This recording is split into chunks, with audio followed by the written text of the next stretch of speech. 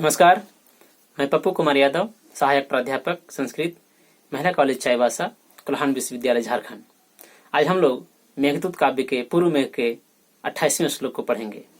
यह काव्य पाठ्यक्रम में स्नातक संस्कृत प्रतिष्ठा के तृतीय समसत्र के पंचम पत्र के रूप में रखा गया है। इससे पूर्व हम लोग 27वें श्लोक को पढ़े थे। 27वें श्लोक में बताया गया था कि मेघ के मार्ग में उज्जैनी नगरी नहीं आती है।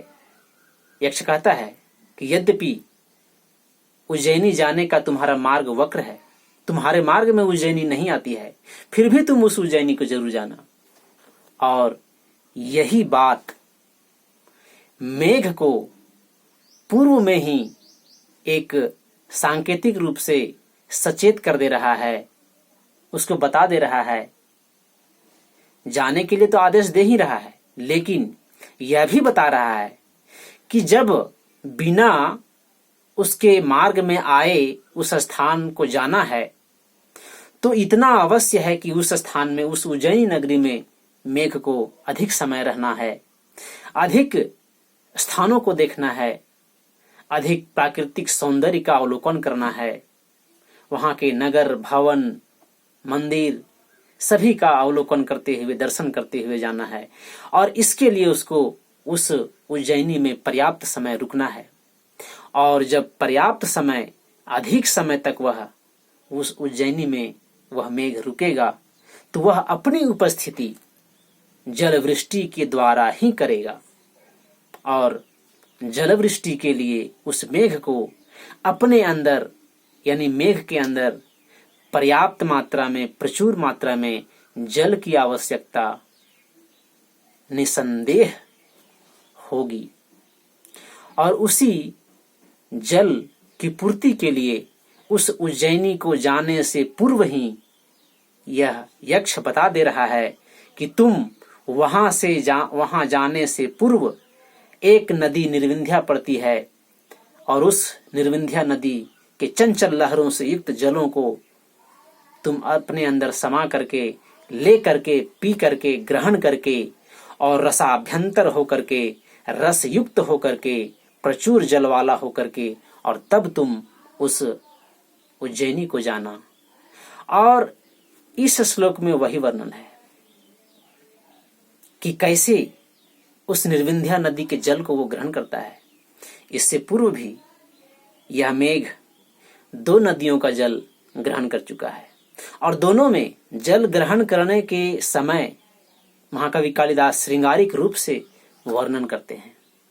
प्रथम में रेवा नदी के, यानी नर्मदा नदी के जल को जब ग्रहण कर रहा था मेघ, तब वहां बताए थे कि ऐसे नर्मदा नदी के जल को ग्रहण करना जो जामुन के पेड़ों के, सघन जामुन के पेड़ों से जिसकी धारा रोक दी गई है, और पके हुए जामुन फल के गिरने से उसका जल स्वच्छ हो गया है। और उस नदी, उस रेवा नर्मदा नदी में जंगली हाथियों के स्नान करने से उसके मद, उसमें सुगंधित मद घुले हुए हैं। वैसे सुगंधित मद से युक्त सुगंधित जल और स्वच्छ जल को तुम ग्रहण करना। उस नर्मदा के जल ग्रहण में ऐसा वर्णन था। वेत्रवती नदी, आगे उसके बाद वह वेत्रवती नदी का जल ग्रहण करता है मेघ। वहां भी वर्णन आया कि तुम वैसे दसार्न प्रदेश की राजधानी विदिशा से होकर के जो वेत्रवती नदी गुजर रही है, उस वेत्रवती नदी की ऐसे जल को तुम ग्रहण करना जो अपने चंचल लहरों से युक्त तुमको ऐसे लगेगी जैसे कोई नायिका कटाक्ष आदि से युक्त, कटाक्ष से पूर्ण तुमको एक प्रणय याचना कर रही है। ऐसे चंचल लहरों से युक्त वेत्रवती नदी का जल को तुम ग्रहण करना। और यहां तीसरी बार जब मेघ जल ग्रहण करने जा रहा है निर्विंध्या नदी का, तो यहां भी वैसे ही श्रृंगारिक वर्णन है। यहां निर्विंध्या को एक नायिका के रूप में बताया गया है, और मेघ एक नायक के रूप में है। और कितना प्राकृतिक रूप से, कितना एक श्रृंगारिक रूप से यहां वर्णन कर दिया गया है, जिससे लगता है कि यह श्लेष रूप से यहां वर्णन किया गया है। और 2 अर्थ निकलते हैं इसके। आइए पहले उसको देखते हैं श्लोक को, उसके बाद हम लोग इसके अर्थ को समझेंगे कि कैसे उसके रस को वो, उसके जल को वो ग्रहण कर रहा है। तो सबसे पहले श्लोक को पढ़ते हैं। विचिक्षोभास्तणितविहग श्रेणिकाञ्ची गुणायाः संसर्पन्त्याः स्खलितशुभगं दर्शितावर्तनाभे निर्विन्ध्यायाः पथि भवरसा भ्यन्तरः सन्निपत्य स्त्रीणामाद्यं प्रणयवचनं विभ्रमो हि प्रियेषु स्त्रीणामाद्यं प्रणयवचनं विभ्रमो हि प्रियेषु। ये जो अंतिम पंक्ति है वह एक उक्ति भी है, इसको याद भी करनी है कि स्त्रीणामाद्यम प्रणयवचनम विभ्रमो हि प्रियेषु। इसको समझेंगे। आइए पहले इसके शब्दों को देख करके हम लोग पहले अर्थ देख लेते हैं, एक एक शब्द का, उसके बाद अर्थ पूरे श्लोक का। विचिक्षोभस्तनित विहग श्रेणिकांची गुणायाः। विचि का अर्थ होता है लहर या तरंग, क्षोभ का अर्थ होता है उसमें असंतुलन होना, डोलना, हिलना, चलना, तो दोनों का अर्थ हो जाएगा विचिक्षोभा का लहर का चलना या लहरों के चलने से। आगे है विचिनाम क्षोभेन यानी लहरों के चलने से, इसका होगा इसे समास करके। आगे है स्तनित। स्तनित का अर्थ होता है ध्वनि करना, शब्द करना, आवाज करना, गर्जना करना, तो यहाँ पूरे का हो जाएगा लहरों के चलने से विचिक्षोभा स्तनित। स्तनित का अर्थ आवाज करना या शब्द करना। विहग का अर्थ होता है पक्षी। श्रेणी का अर्थ होता है पंक्ति, लाइन। कांची का अर्थ होता है करधनी। करधनी को धारण करती हैं महिलाएं कमर में, उसी करधनी को कांची कहा गया है। और गुण का अर्थ होता है धागा, यानी जो करधनी महिलाएं अपने कमर में धारण करती हैं, उस करधनी में जो धागे लगे हुए हैं, उस धागों से युक्त करधनी को कांची गुण कहते हैं। और जो उसको धारण करती हैं वो कांची गुणा कहलाती हैं। और उसका षष्ठी विभक्ति में हो जाएगा कांची गुणायाः, यानी पूरे का अर्थ होगा विचिक्षोभा लहरों के चलने से, स्तनित विहग शब्द करते हुए, आवाज करते हुए, विहग श्रेणी पक्षियों की जो पंक्ति है वह ऐसे लग रहा है जैसे कांची गुनाया, किसी स्त्री के कमर में बंधा हुआ वह करधनी है, बंधी हुई वो करधनी है। कैसे लगता है बताएंगे अर्थ के समय। अगला शब्द है संसर्पन्त्याः। संसर्पन्त्याः सम उपसर्ग पूर्वक श्री धातु से है। और आगे है सत्री प्रत्यय लगा हुआ है और उसका षष्ठी विभक्ति। सम उपसर्ग श्रिप धातु, श्रिप धातु लगा हुआ है और सत्री प्रत्यय है। तो श्रिप का अर्थ होता है सरकना, चलना, और सम उपसर्ग यानी अच्छे से सरकते हुए, सत्री प्रत्यय लगा हुआ इसलिए अच्छे से, ठीक से सरकते हुए, और चूंकि स्त्रीलिंग है इसलिए संसर्पन्ती, और उसका षष्ठी विभक्ति संसर्पन्त्याः यानी सरकते हुए जो है उसका। आगे है स्खलित सुभगम। स्खलित का अर्थ होता है गिरना, स्खलन का अर्थ होता है गिरना, स्खलित यानी गिरते हुए। सुभगम जो गिरते हुए भी सुभग यानी सुंदर लगे, सुंदर देखने में लगे, जो गिरते हुए भी, जैसे कोई बच्चा गिरता है उठता है तो सुंदर लगता है देखने में, वैसे यहाँ नायिका का वर्णन है। नायिका एक गिरते हुए चाल में, गिरते हुए अभिनय के साथ जब चलती है तो सुंदर लगती है, वही चीज यहाँ वर्णन है। आगे है दर्शितावर्तनाभे। दर्शित आवर्तनाभे, दर्शित दिखाती हुई, दिखाया गया, और दिस धातु का प्रत्यय लगा हुआ है, दर्शित यानी दिखाया गया। दर्शित आवर्त नाभे, आवर्त रूपी जो नाभि है उसको दिखाते हुए, यानी आवर्त का अर्थ होता है कि एक शांत जल में कंकड़ मारा जाए तो जैसे गोल गोल गोल गोल पूरा हो जाता है उसके चारों ओर वृत्ताकार, उसी आवर्त रूपी और बीच में एक केंद्र होता है, वो नाभि है। और जो आवर्त रूपी चारों तरफ उसके वृत्ताकार चलने लगते हैं वो आवर्त हैं। यानी एक केंद्र में जो नाभि है और उसके चारों तरफ वृत्ताकार एक ये चल रहे हैं, आवर्त चल रहे हैं। तो वैसे आवर्त से युक्त नाभि वाली जो नदी है उसके विषय में उसका विशेषण के रूप में आया है ये शब्द।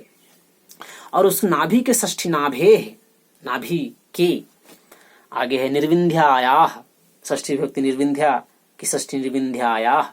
निर्विंध्या यानी विंध्यतः निर्गता या सा निर्विंध्या, जो विंध्य पर्वत से निकलने वाली नदी है वही निर्विंध्या है। और उसकी षष्ठी विभक्ति निर्विंध्या या निर्विंध्या के पथि, पथिन शब्द है, पथि यानी रास्ते में, मार्ग में। आगे है भव यानी होवो, होना, भू धातु का लोट लकार मध्यम पुरुष एक वचन, भव होना, होवो। आगे है रसाभ्यंतरः, त्वम रसाभ्यंतरः यानी तुम अपने अंदर अपने आप को रसाभ्यंतर बना लेना। रसाभ्यंतर का अर्थ होता है जिसके अंदर रस हो, जल हो, वो रसाभ्यंतर। और दूसरा अर्थ ये भी होता है कि जिसके अंदर रस यानी श्रृंगार आदि जो रस हो मौजूद, वो रसाभ्यंतर यानी अपने अंदर उन सभी रसों को समाहित कर लेना, ये भी अर्थ होता है। अगला शब्द है सन्निपत्यः। सन्निपत्यः यानी संयोग करके, पा करके, ले करके, उसके संयोग में आ करके, ये इसका सन्निपत्य का अर्थ है। आगे है शब्द स्त्रीणाम, जोड़ा आद्यम, स्त्रीणाम आद्यम। स्त्रीणाम यानी स्त्रियों के, षष्ठी विभक्ति बहुवचन है। आद्यम यानी पहला, प्रथमम। प्रणय वचनम यानी प्रेम वचन, प्रेम याचना, प्रेम के शब्द।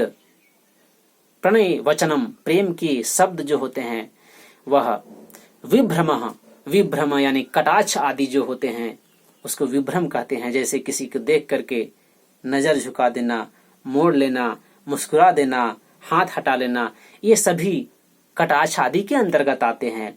तो ये जो हैं कटाक्ष आदि, यही इसमें कहे गए हैं विभ्रम के रूप में। ही का अर्थ होता है क्योंकि, अब प्रियेषु यानी पुरुषेषु, प्रियेषु या प्रेमीषु यानी पुरुषों के विषय में या प्रेमियों के विषय में या पतियों के विषय में, पुरुषों के विषय में इसका अर्थ हो जाएगा। सप्तमी विभक्ति बहुवचन है। अब पूरे श्लोक को अगर देखें तो अंतिम जो उक्ति के रूप में आई हुई एक पंक्ति है, एक चरण है, उसको छोड़ दें। यानी स्त्रीणामाद्यम प्रणय वचनम विभ्रमो ही प्रियेषु, इसको अगर छोड़ दें तो सिर्फ एक छोटा सा वाक्य ही है इस श्लोक में और कुछ नहीं है। वो छोटा सा वाक्य क्या है कि पथि हे मेघ, हे मेघ, पथि रास्ते में तुम, निर्विंध्यायाः सन्निपत्यः रसाभ्यंतरः भव। हे मेघ, तुम रास्ते में, उस उज्जैनी जाने के रास्ते में, निर्विंध्यायाः सन्निपत्यः, निर्विंध्या नदी के सन्निपत्य यानी उसका संयोग पा करके, उसको उससे जल लेकर के, सन्निपत्य यानी उससे संयोग करना, तो निर्विंध्या नदी के संयोग से उससे मिल करके रसाभ्यंतरः भव, रसाभ्यंतर होना, बस इतना ही है और कुछ नहीं है। अब ये जो पीछे जो आए हुए हैं शब्द, विचिक्षोभस्तनित विहग श्रेणी कांची गुणायाः स्खलित सुभगम संसर्पन्त्याः दर्शितावर्तनाभेः, ये सब उस निर्विंध्या के विशेषण हैं और इसी को हम लोग समझेंगे।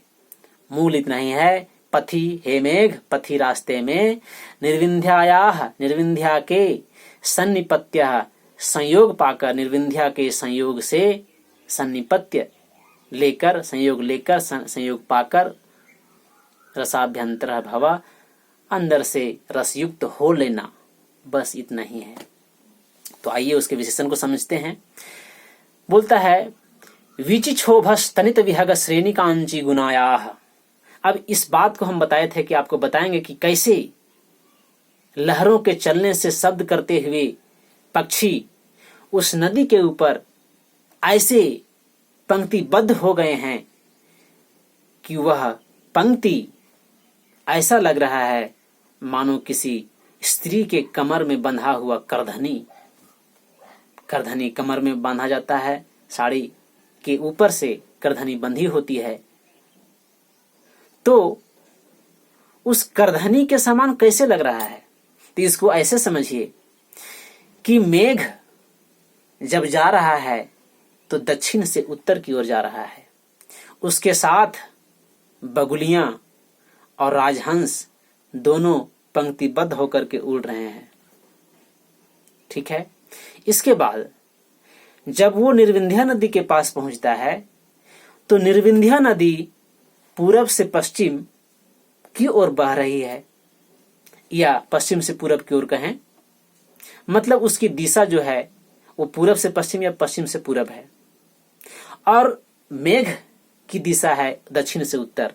और जब वहां मिलते हैं दोनों तो एक जोड़ के चिन्ह के जैसा हो जाता है। तो नदी पूर्व से पश्चिम की ओर या पश्चिम से पूर्व की ओर, और मेघ जब जा रहा है तो दक्षिण से उत्तर की ओर। और जब उस नदी को पार करता है मेघ, निर्विंध्या नदी को, तो वहां के जो उस नदी के जो जल हैं, वहां उस जल में लहर इतनी विशाल वो नदी है कि वहां जो लहरें चल रही हैं वो किनारे तक आते आते ध्वनि कर रही हैं। उस लहर के चलने से जो पक्षियां हैं वो मेघ के साथ तो पंक्तिबद्ध होकर उड़ ही रहे हैं, और उसी को बता रहा है कि लहरों के चलने से जो पंक्तिबद्ध होकर के उड़ रहे हैं पक्षी, और वैसे पक्षी जो ध्वनि कर रहे हैं, शब्द कर रहे हैं, आवाज कर रहे हैं, तो लहरों के चलने से जब वो पक्षी पंक्तिबद्ध होकर के उस निर्विंध्या नदी के ऊपर से गुजरते हैं तो नीचे से निर्विंध्या नदी पूरब से पश्चिम की ओर और ऊपर से आकाश में शब्द करते हुए वे पक्षी पंक्तिबद्ध होकर के दक्षिण से उत्तर की ओर। तो मानो ऐसे लग रहा है जैसे पूर्व की पश्चिम की ओर जो नदी है वो कोई नायिका है, और उत्तर से दक्षिण की ओर जो पंक्तिबद्ध हो गए हैं पक्षी, वे उसके कमर में, उस नदी के बीचों बीच कमर में बंधे हुए करधनी हैं। जैसे करधनी में अनेक मोती आदि लगे होते हैं और वो कुछ कभी ध्वनित भी होते हैं, वैसे ही ये पक्षी भी उस निर्विंध्या नदी के कमर में बंधे हुए ऐसे लग रहे हैं जैसे वे शब्द करते हुए करधनी हैं। ये इसका अर्थ है। तो छोटा जो वाक्य है कि हे मेघ पथि रास्ते में तुम निर्विंध्यायाः सन्निपत्य रसाभ्यंतरः भव, यानी रास्ते में तुम निर्विंध्या नदी के संयोग से रसाभ्यंतरः रसयुक्त हो करके जाना तुम, रसाभ्यंतरः भव रसयुक्त होना तुम, जल वाला हो जाना तुम। तो इसके विशेषण में आया है विचिक्षोभः तनित विहग श्रेणी कांची गुणायाः। अब इसको अगर जोड़ते हैं तो हो जाएगा पथि, हे मेघ पथि रास्ते में तुम, विचिक्षोभः तरंगों के चलने से, लहरों के चलने से, स्तनित विहग श्रेणी शब्द करते हुए, ध्वनि करते हुए, आवाज करते हुए, विहग श्रेणी पक्षियों के पंक्ति से, कांची गुणायाः पक्षियों के पंक्ति के कारण, कांची गुणायाः यानी करधनी के समान लगने वाली वह निर्विंध्यायाः सन्निपत्य, निर्विंध्या नदी के जल को पी करके, ले करके, रसाभ्यंतरः भव रसाभ्यंतर होना, यानी तुम ऐसे निर्विंध्या नदी के जल को पीना, ग्रहण करना जिसके लहरों के चलने से वहां के पक्षी और जो तुम्हारे साथ बगुलियां आदि जा रही हैं वे शब्द करते हुए पंक्तिबद्ध होकर के उसके ऊपर से ऐसे गुजरेंगे जैसे लगेगा कि ये पक्षी उस नदी के उस नदी रूपी स्त्री के कांता के कमर में बंधे हुए करधनी हैं, और वैसे करधनी से युक्त निर्विंध्या नदी के जल को तुम सन्निपत्य ग्रहण करके पी करके और रसाभ्यंतर भवा, रसाभ्यंतर होना। और दो विशेषण और जोड़े गए हैं इसमें उस निर्विंध्या नदी के। देखते हैं आगे कि स्खलित सुभगम, ऐसी नदी है कि स्खलित सुभगम, जो स्खलन हो रही है उसके जल स्खलित हो रहे हैं। स्खलित यानी गिर रहे हैं। तो गिर कैसे रहे हैं? उस नदी में पत्थर जो हैं, उन पत्थरों से टकरा करके नदी के जल ऐसे लग रहे हैं जैसे टकरा करके वो गिर रही है। और टकराते हुए जल जब उसके फुहारे ऊपर से अलग अलग टकरा करके ऊपर आते हैं तो ऐसे लगते हैं जैसे वो कोई नायिका गिर रही है और फिर चल रही है। और जो नयन सुभग होता है, यानी देखने में जो सुंदर लगती है, वैसी नायिका जो गिरते हुए चलने का अभिनय करते हुए चलती है और देखने में सुंदर लगती है, वैसे ही यह नदी के जल भी पत्थरों से टकरा करके गिरने का अभिनय करते हुए और देखने में सुंदर लग रही है। वैसी नदी के जल को तुम पी करके रसाभ्यंतर होना। और आगे है संसर्पन्त्याः, संसर्पन्त्याः, सम उपसर्ग श्रिप धातु सत्री प्रत्यय लगा हुआ, षष्ठी विभक्ति एकवचन, यानी धीरे धीरे सरकते हुए जा रही है वैसी नदी का जल पीना, क्योंकि बहुत तेज गति में जल नहीं पिया जा सकता है। इसीलिए यहाँ संसर्पन्त्याः शब्द का प्रयोग किया गया है, यानी जो नदी स्खलित सुभगम यानी गिरते हुए जो सुंदर लग रही है, और संसर्पन्ती है यानी धीरे धीरे सरक रही है, आगे बढ़ रही है, वैसे सरकते हुए नदी के जल को तुम ग्रहण करना। अब एक शब्द और इसमें बचा हुआ है, दर्शिता वर्तनाभे, यानी जब वो नदी का जल स्खलित सुभगम गिरते हुए सुंदर लग रहा है और धीरे धीरे सरक रहा है, तो कहीं बीच में पत्थर आने से टकराने से आवर्त निकल रहे हैं, आवर्त बन रहे हैं। और आवर्त यानी बीच में केंद्र हो और उसके जल जो वृत्ताकार रूप में एक बाहर आते हों, तो वैसा आवर्त ऐसे दिख रहा है जैसे किसी नायिका के, स्त्री के नाभि हो। और उस आवर्त रूपी नाभि से युक्त उस निर्विंध्या नदी के जल को तुम पी करके आगे जाना। तो यहां तक के पूरे 3 चरण का जो अर्थ होगा वो ये होगा कि पथि, हे मेघ पथि, रास्ते में तुम वीची क्षोभ स्तनित विहग श्रेणी कांची गुनायाह, यानी रास्ते में तुम लहरों के चलने से, ध्वनि करते हुए, शब्द करते हुए पक्षियों के, बगुलियों के, राजहंसों के पंक्तिबद्ध होकर के जाने के कारण ऐसे लग रही जैसे कोई, वह पंक्ति ऐसे लग रहा है जैसे किसी नायिका के करधनी, कमर में करधनी बंधी हुई है, ऐसे करधनी से युक्त, ऐसे पक्षी रूपी, पक्षियों की पंक्ति रूपी करधनी से युक्त और स्खलित सुभगम गिर कर चलते हुए सुंदर लगने वाली, सुंदर दिखती हुई, संसर्पन्त्याः धीरे धीरे सरकती हुई,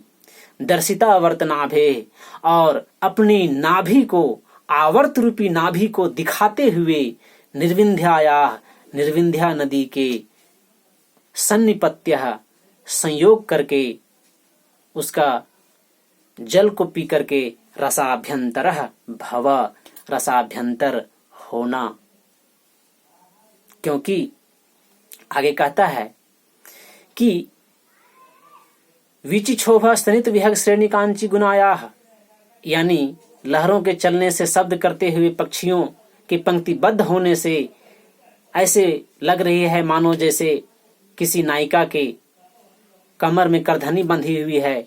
ऐसे पक्षियों की पंक्ति रूपी करधनी से युक्त धीरे धीरे सरकने वाली नदी, धीरे धीरे सरकने वाली और गिर करके सुंदर दिखने वाली उस दर्शिता वर्तनाभे, अपनी नाभि को दिखाती हुई उस निर्विंध्या नाम की नदी के जल को तुम पी करके रसाभ्यंतर होना, क्योंकि आगे कहता है ही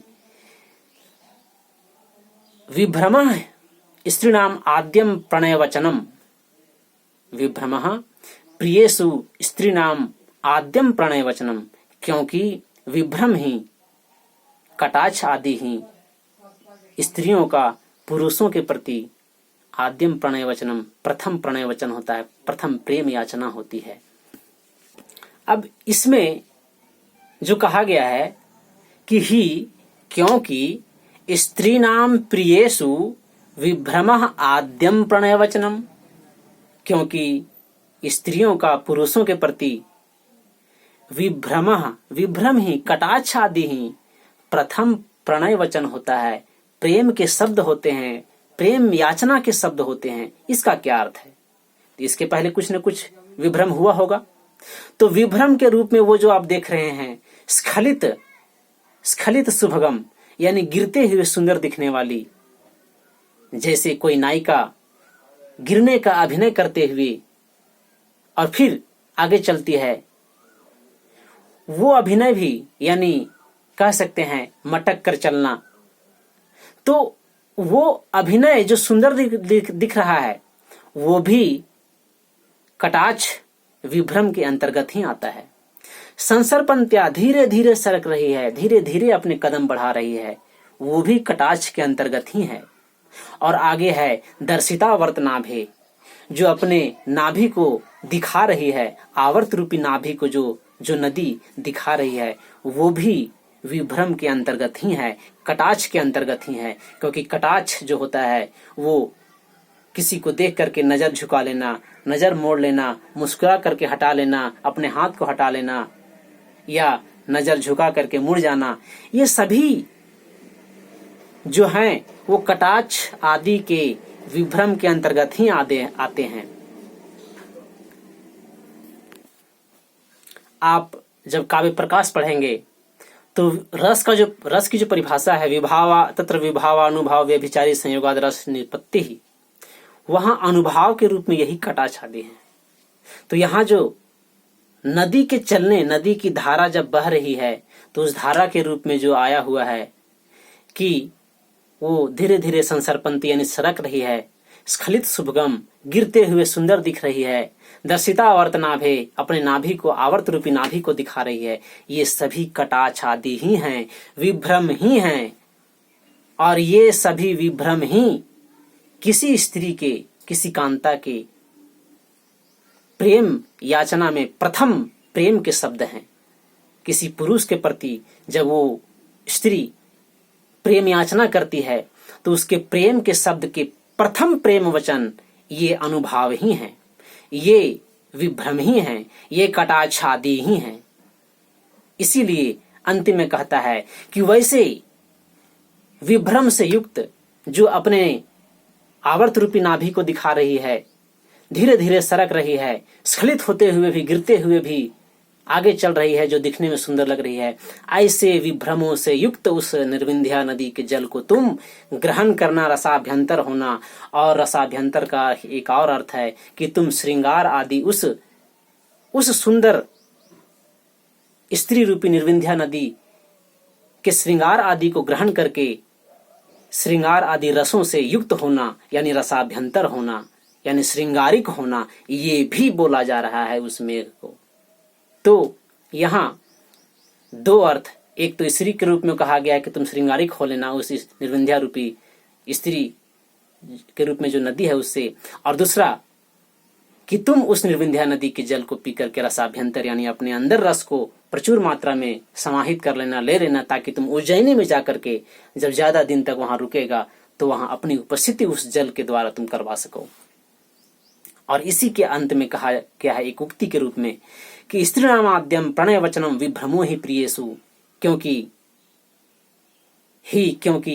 प्रियेषु प्रियों के प्रति, पुरुषों के प्रति स्त्री नाम आद्यम वचनम विभ्रमः, स्त्रियों का प्रथम याचना, प्रथम प्रेम के शब्द विभ्रम ही होता है, ये अनुभाव ही होते हैं, ये कटाक्ष आदि ही होते हैं। इसी बात को इसमें बताया गया है।